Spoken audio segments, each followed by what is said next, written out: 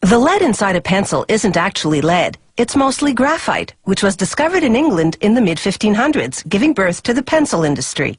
In 1795, a French chemist invented a new type of pencil lead, made of graphite powder and clay fired in an oven, making it possible to produce leads with different hardness.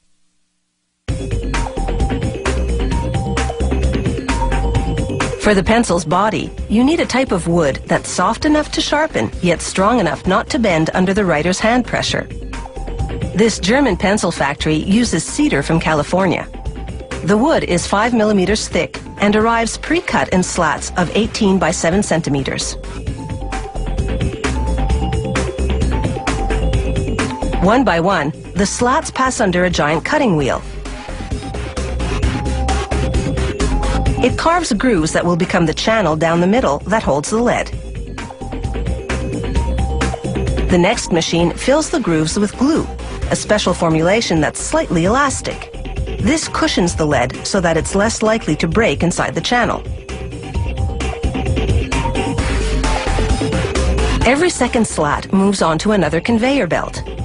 The ones that stay on this line head toward the machine that lays in the lead. The lead is made of a graphite and clay mixture, baked in an oven at more than 800 degrees Celsius. The lead-laying machine's wheel loads itself with leads. Their spacing matches the grooves in the slats. It's the same process for colored pencils, only the leads are made of wax, clay, and pigments, with no baking required.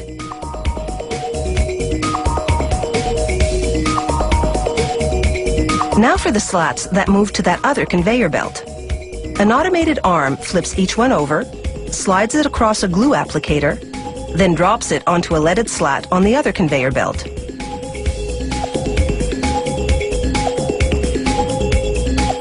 All the steps to this point have culminated in what is effectively a lead sandwich.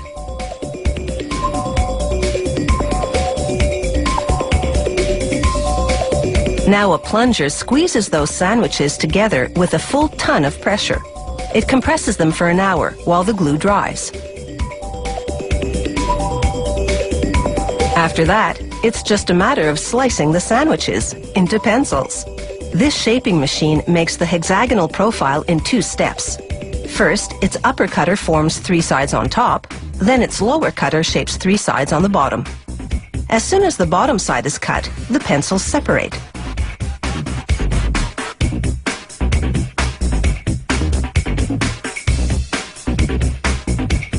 A worker pulls a sample pencil from each batch coming off the line and manually sharpens it to spot check lead quality. Then he applies force to the tip until it breaks. For a pencil to pass this strength test, it has to withstand at least 2 kilograms of force. Now it's time to dress that bare wood. One at a time, the pencils shoot through a device called a lacquering head. It coats the wood in paint, yellow in this case. It takes 4 coats of paint to completely hide the wood grain. A 5th lacquering head paints a black stripe, this company's trademark. Then a 6th head seals the paint job with a transparent lacquer. From the paint line, the pencils make their way to a stamping machine. At an astounding rate of 500 pencils a minute, the machine heat transfers foil lettering from a plastic film to the painted wood. Last stop, the rubber tip assembly machine. First, it squeezes the top of the pencil to slide on an aluminum ferrule. Then it inserts a rubber eraser into the ferrule's other end and squeezes that tight. European-style pencils have a painted cap instead, the color indicating how hard the lead is. After a coat of transparent sealer, the pencils take a series of dips in the first color, then once that dries, in the second color. The final coat is a high-gloss lacquer. The pencils are finally ready to roll across a grinding drum for sharpening.